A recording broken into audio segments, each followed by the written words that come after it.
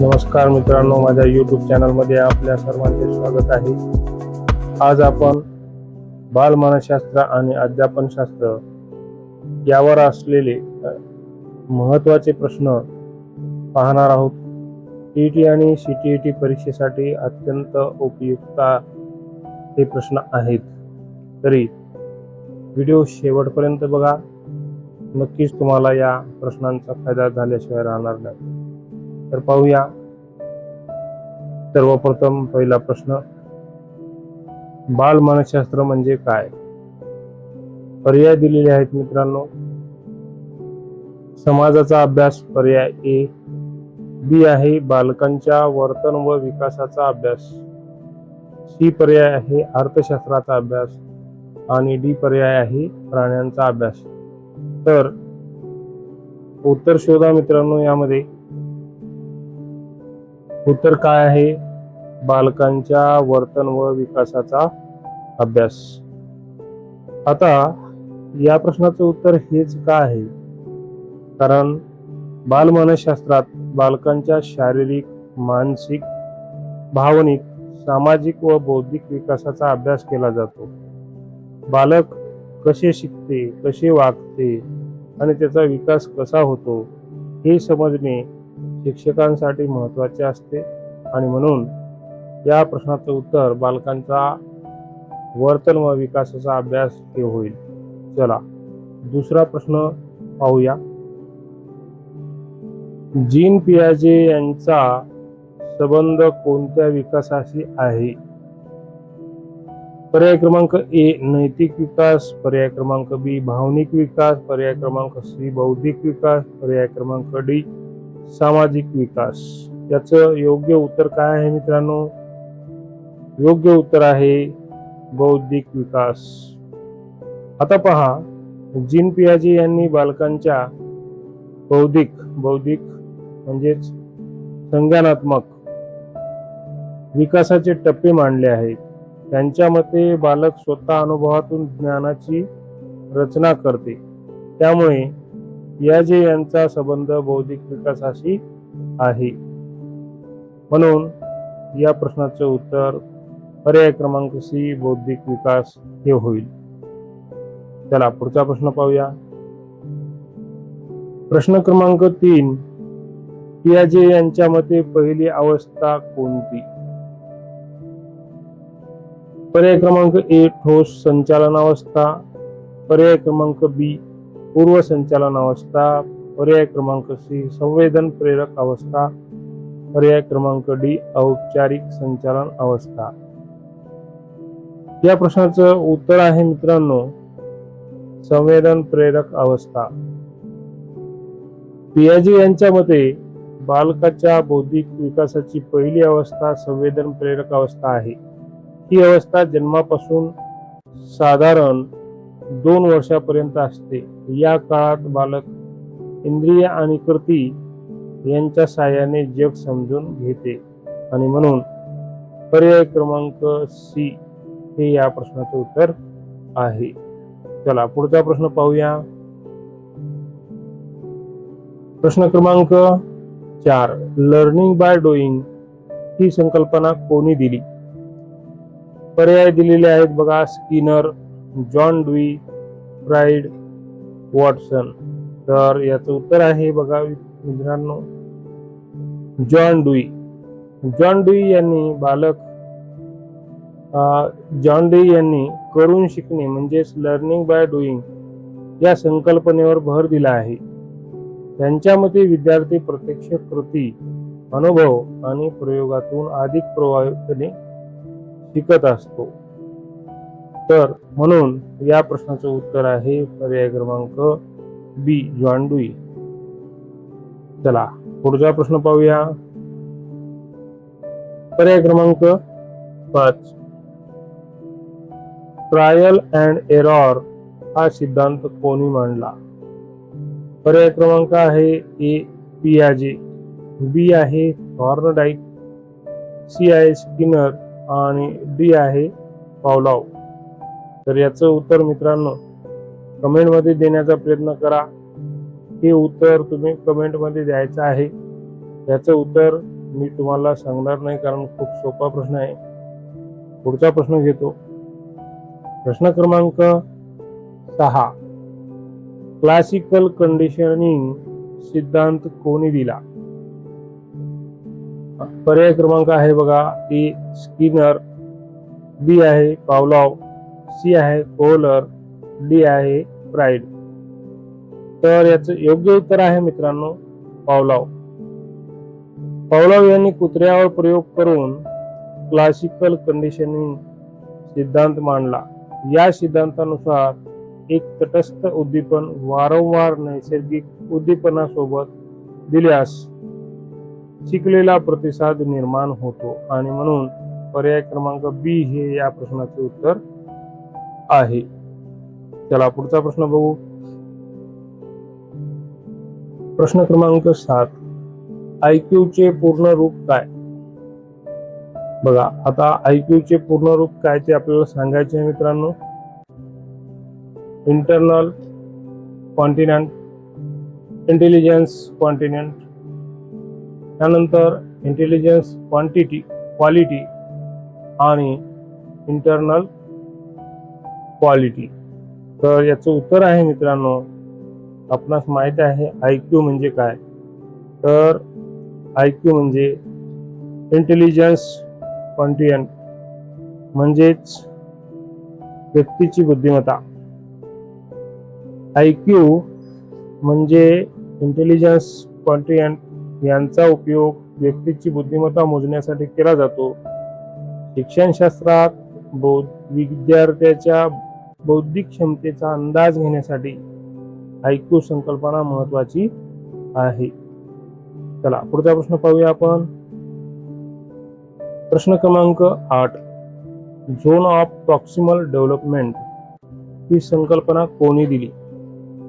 ज्याला आपण झडपीडी म्हणतो.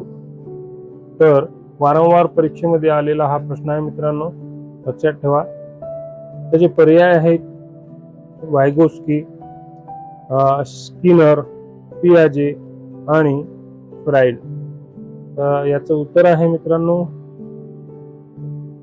त्याचं योग्य उत्तर आहे वायगोस्की. वायगोस्की यांनी झडपीडी म्हणजे झोन ऑफ प्रॉक्सिमल डेव्हलपमेंट अर्थात झडपीडी ही संकल्पना दिली. यात बालक स्वतः जे करू शकते आणि योग्य मार्गदर्शनाने जे करू शकते यामधील अंतर स्पष्ट केले आहे. तर इतरांच्या मदतीने बालक एखादी गोष्ट कृती करत असतो, त्यालाच झोन ऑफ प्रॉक्सिमल डेव्हलपमेंट असं म्हणतात. चला पुढचा प्रश्न पाहू.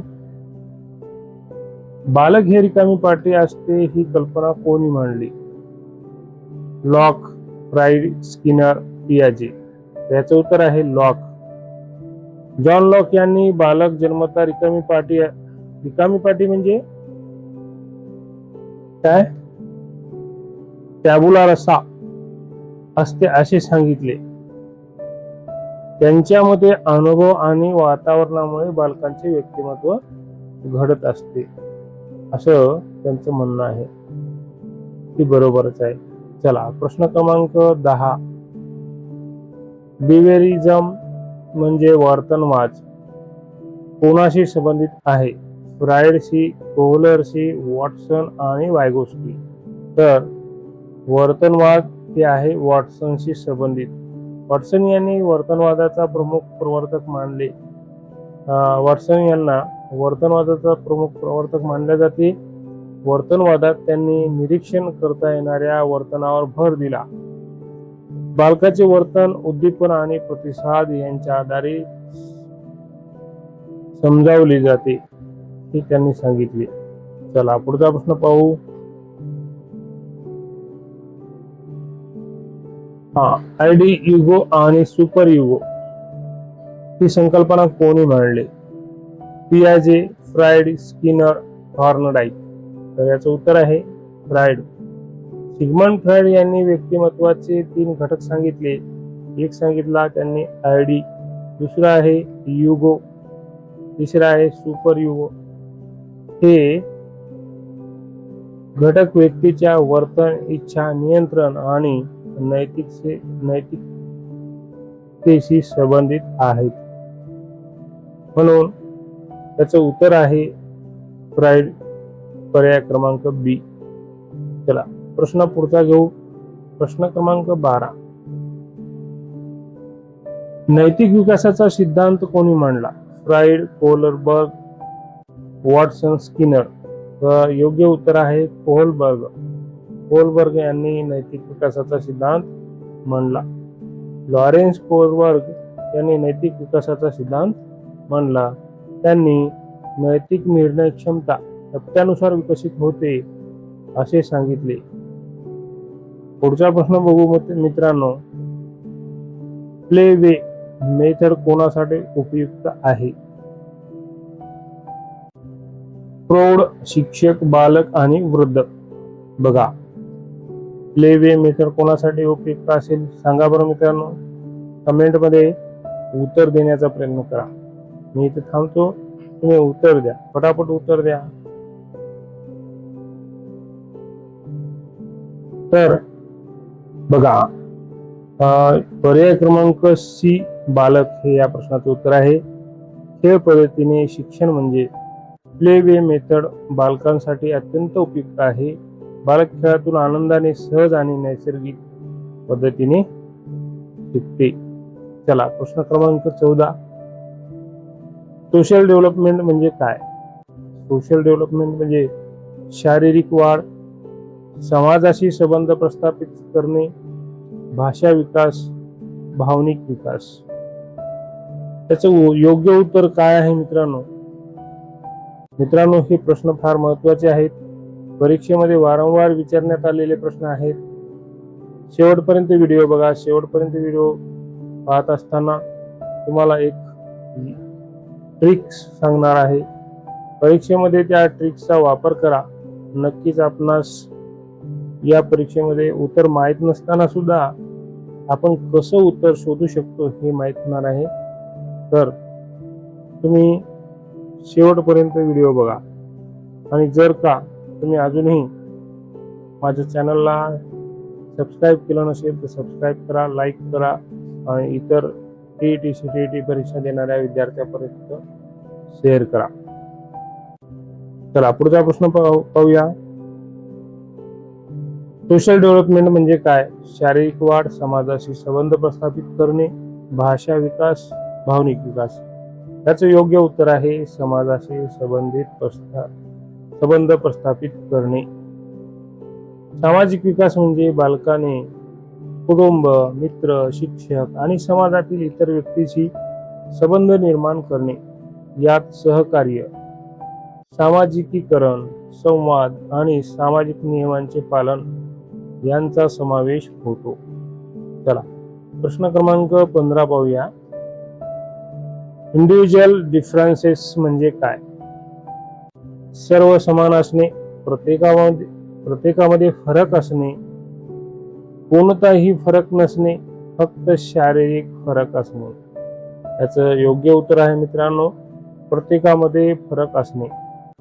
प्रत्येक बालकाची बुद्धिमत्ता, आवड, शिकण्याची गती, क्षमता, व्यक्तिमत्व आणि पार्श्वभूमी वेगवेगळी असते. या फरकांना वैयक्तिक भिन्नता असे म्हणतात. म्हणून पर्याय क्रमांक बी हे या आपल्या प्रश्नाचं उत्तर आहे. लर्निंग म्हणजे काय? बघा मित्रांनो लर्निंग म्हणजे काय? वर्तनात बदल, फक्त वाचन, खेळ, अभ्यास. तर लर्निंग म्हणजे वर्तनामध्ये बदल. शिकणे म्हणजे अनुभव, सराव किंवा प्रशिक्षणामुळे वर्तनात होणारा तुलनेने कायमस्वरूपी बदल, त्यालाच लर्निंग किंवा शिक्षण असं म्हटलं जातं. त्यामुळे लर्निंग ची योग्य व्याख्या वर्तनात बदल अशी केली जाते. चला पुढचा प्रश्न पाहू. बालक केंद्रित शिक्षण म्हणजे काय? बालक केंद्रित किंवा बाल केंद्रित शिक्षण म्हणजे काय? शिक्षक केंद्रित शिक्षण, विषय केंद्रित शिक्षण, विद्यार्थी केंद्रित शिक्षण, परीक्षा केंद्रित शिक्षण. बघा मित्रांनो प्रश्नामध्ये उत्तर आहे बाल केंद्रित म्हणजे बालकांना समोर ठेवून बालक हा मुख्य घटक केंद्रबिंदू समजून अध्यापन करणे, याला आपण काय म्हणतो की बाल केंद्रित शिक्षण असं म्हणतो. कारण बालक केंद्रित शिक्षणात विद्यार्थ्याच्या गरजा, क्षमता, त्यांच्या आवडी निवडी, अनुभव आणि विकास यांना केंद्रस्थानी ठेवले जाते. शिक्षक हा फक्त मार्गदर्शकाची भूमिका बजावत असतो या ठिकाणी. म्हणून बालकेंद्रित शिक्षण म्हणजे विद्यार्थी केंद्रित शिक्षण. चला पुढचा प्रश्न पाहू. प्रश्न क्रमांक 18. मित्रांनो, हा प्रश्न घेण्यापूर्वी आपण सांगू इच्छितो, जर का तुम्ही माझ्या व्हॉट्सअप ग्रुपमध्ये जॉईन झाला नसेल, अजूनही जॉईन झाला नसाल, तर व्हॉट्सअप ग्रुपमध्ये फ्रीमध्ये जॉईन होण्यासाठी कमेंटमध्ये आपला मोबाईल क्रमांक लिहा. आपणास व्हॉट्सअप ग्रुपमध्ये ऍड करून घेण्यात येईल. तसेच स्क्रीनवर आपला माझा नंबर दिसत आहे, त्या नंबरवर व्हॉट्सअप मेसेज करा. चला, बालकाचा विकास कोणत्या घटकावर अवलंबून असतो? वंश परंपरा, वातावरण, दोन्ही, कोणतीही नाही. तर या ठिकाणी उत्तर आहे दोन्ही. बालकाचा विकास वंश परंपरा आणि वातावरण या दोन्ही घटकावर अवलंबून असतो. जन्मजात गुण व बाह्य परिस्थिती मिळून बालकांचा सर्वांगीण विकास घडवतात. चला प्रश्न क्रमांक 19. ग्रोथ म्हणजे काय? मानसिक बदल, सामाजिक बदल, शारीरिक बदल, भावनिक बदल. तर ग्रोथ म्हणजे काय मित्रांनो? तर शारीरिक वाढ. ग्रोथ म्हणजे शरीराच्या आकार, वजन, उंची इत्यादीमध्ये होणारी परिणामात्मक वाढ म्हणजेच ग्रोथ होय. ग्रोथचा संबंध मुख्यतः शारीरिक वाढीशी असतो आणि म्हणून पर्याय क्रमांक सी हे या आपल्या प्रश्नाचं उत्तर आहे. शेवटचा प्रश्न घेण्यापूर्वी मित्रांनो, आपण सांगू इच्छितो, जर का तुम्ही अजूनही माझ्या युट्यूब चॅनलला सबस्क्राईब केले नसेल, सबस्क्राईब करा. घंटीचं जे बेल आयकॉन आहे त्याला सुद्धा प्रेस करा, जेणेकरून नवीन येणाऱ्या व्हिडिओची नोटिफिकेशन आपल्यापर्यंत पोहोचत राहील. तसेच आपणास परीक्षेत पास होण्याचे ट्रिक्स सांगतो असं म्हटलं होतं, तर ती ट्रिक्स या ठिकाणी मी सांगत आहे मित्रांनो, लक्ष द्या. आणि या ट्रिक्सचा वापर उत्तर माहीत नसताना सुद्धा तुम्ही परीक्षेमध्ये योग्य उत्तर शोधण्यासाठी याचा वापर करू शकता. मानसशास्त्रामध्ये जे प्रश्न मोठे असतात, लांब पर्यायाचे असतात, ते शक्यतो उत्तर असतात. आणि प्रश्न क्रमांक 20 बघा, या ठिकाणी पर्याय आहे, या ठिकाणी एक नंबरचा पर्याय फक्त असं लिहिलेलं आहे. आणि सी नंबरचा पर्याय बघा, या ठिकाणी सुद्धा सुरुवातीला फक्त लिहिलेला आहे. तर फक्त असे लिहिलेले जे पर्याय असतात सुरुवातीला, ते शक्यतो उत्तर नसते. ते पर्याय वगळून दुसरे उरलेल्या पर्यायामधून आपलं उत्तर शोधायचं असते आणि सकारात्मक उत्तर शोधण्याचा प्रयत्न करा. चला 20 क्रमांकाचा प्रश्न आता आपण घेणार आहोत. या ठिकाणी स्क्रीनवर माझा व्हॉट्सअप नंबर दिसत आहे. आपण व्हॉट्सअप ग्रुपमध्ये जॉईन होण्यासाठी त्या व्हॉट्सअप नंबरवर मेसेज करू शकता.